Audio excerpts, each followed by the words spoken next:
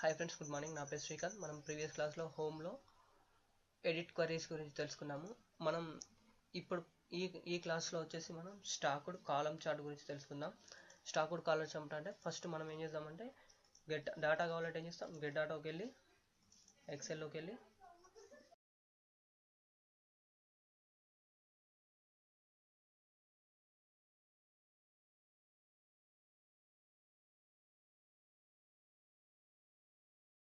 ఓకేనా. Process same. Stacked bar చార్ట్కి కూడా same select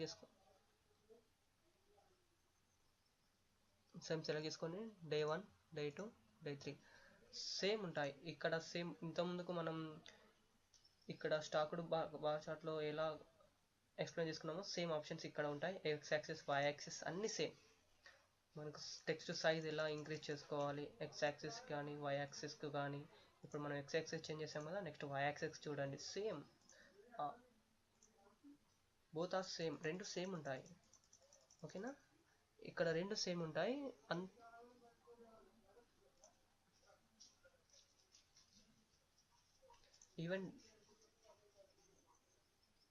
even data labels colours కూడా మనం మనకు నచ్చే విధంగా చేంజెస్ చేసుకోవచ్చు. సేమ్ డేటా లేబుల్స్లో అక్కడ మనం ప్రీవియస్ క్లాస్లో ఎక్స్ప్లెయిన్ చేసుకున్నాం కదా, సేమ్ అలాగే ఇక్కడ కూడా టెక్స్ట్ సైజ్ ఇంక్రీజ్ చేసుకోవచ్చు. మనకు కావాల్సినది ఎలాగంటే అలాగ పొజిషన్ కానీ, ప్లాట్ ఏరియా కానీ. ప్లాట్ ఏరియా అంటే ఇమేజ్, నేను వేరే క్లాస్లో చెప్తాను ఇది. నెక్స్ట్ టైటిల్ సెంటర్లోకి, నెక్స్ట్ టైటిల్ బ్యాక్గ్రౌండ్ ఇచ్చేసుకుందాం. సైజు, టైటిల్కి కావాల్సిన ఇది. నెక్స్ట్ బ్యాక్గ్రౌండ్ చెప్పాను కదా, బ్యాక్గ్రౌండ్ ఎలా చేసుకుంటారు అన్నది. బ్యాక్గ్రౌండ్కి కూడా సేమ్ మనకు కావాల్సిన బ్యాక్గ్రౌండ్ పెంచిన కొద్దీ ఒపాసిటీ అనేది తగ్గుతూ ఉంటుంది. నెక్స్ట్ బార్డర్ ఆన్ చేసుకోండి. ఇలా మనకు స్టాక్డ్ కాలం చార్ట్ అనేది వస్తుంది. ఓకేనా. మనకి పవర్ బిఐలో ఇంకొక ఆప్షన్, ఇందులో మనకి స్టాక్డ్ కాలం చార్ట్లో ఒకటి చెప్దాం అనుకున్నాను, చెప్పలేదు. ఓకేనా, ఇప్పుడు చెప్తున్నాను. ఇప్పుడు మనం ప్రీవియస్ ఎక్సెల్ బుక్ అనే ఎక్సెల్ నుంచి తీసుకొచ్చుకున్నాము. ఇక్కడ రాజేష్ కదా, నెక్స్ట్ ఎవరు యాడ్ చేద్దాం, రాము యాడ్ చేద్దాం. రాము ఎంత, 60. నెక్స్ట్ ఒక 70 వద్దు, ఒక 40 వేసుకోండి. సేవ్ కొట్టండి. సేవ్ కొట్టేసిన తర్వాత నెక్స్ట్ పవర్ బిఐలోకి రండి. ఇక్కడ రాజేష్ అన్న, ఇక్కడ మనకి రాము అనే ఆప్షన్ లేదు కదా, చూడండి. హోమ్లోకి వెళ్ళి రిఫ్రెష్ అనండి. పర్టికులర్గా ఏ ఎక్సెల్ షీట్ అయితే ఇంపోర్ట్ చేసుకుంటామో ఆ ఎక్సెల్ షీట్లో డాటా అనేది వచ్చింది అనుకో, నెక్స్ట్ ఆ డాటా అనేది మన రిపోర్ట్లోకి రావాలంటే హోమ్లోకి వెళ్ళి రిఫ్రెష్ అనండి. అలా అంటే ఏమవుతుందంటే ఆ డాటా అనేది ఆటోమేటిక్గా మీ పవర్ బిఐలోకి వచ్చి రిపోర్ట్ కూడా చేంజ్ అవుతుంది. అర్థమైందా? మళ్ళీ ఒకసారి చెప్తాను. ఏం లేదు ఫ్రెండ్స్, మనం ప్రీవియస్గా మనం ఏం చేసామంటే ఇంతకుముందుకు రాజేష్ అనే వరకు తీసుకున్నాము. ఇక్కడ రాము అనే కొత్త క్యాండిడేట్ యాడ్ చేసాము.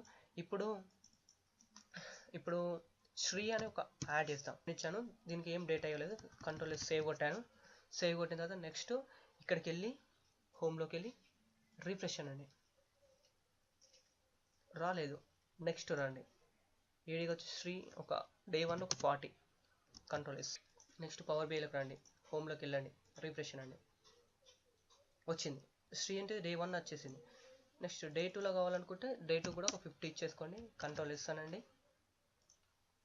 మళ్ళీ ఇక్కడికి రండి, రిఫ్రెష్ అనండి. డే 2 కూడా వచ్చేస్తుంది. అంటే మనకు ఒక ఫైల్ పాత్ బేస్ చేసుకొని కూడా మనకు రిపోర్ట్స్ అనేది జనరేట్ అవ్వడం జరుగుతుంది. సో మనం ఏ ఫైల్ ఎక్కడి నుంచి తీసుకొచ్చుకుంటున్నామో ఆ ఫైల్ అక్కడనే ఉంచండి. ఈ సోర్స్ ఫైల్ కూడా అదే ప్లేస్లో సేవ్ చేసుకొని పెట్టుకోండి. వేరే కాడ సోర్స్ సేవ్ చేసుకొని పెట్టుకుంటే ఏమవుతుందంటే ఫైల్ పాత్ అనేది పోతే మళ్ళీ నెక్స్ట్ టైం ఈ రిపోర్ట్ ఓపెన్ చేస్తే రిపోర్ట్ ఓపెన్ కాదు. అది ఎలాగో మనం ఫర్దర్ క్లాస్లో మీకు మంచిగా ఎక్స్ప్లెయిన్ చేస్తాను.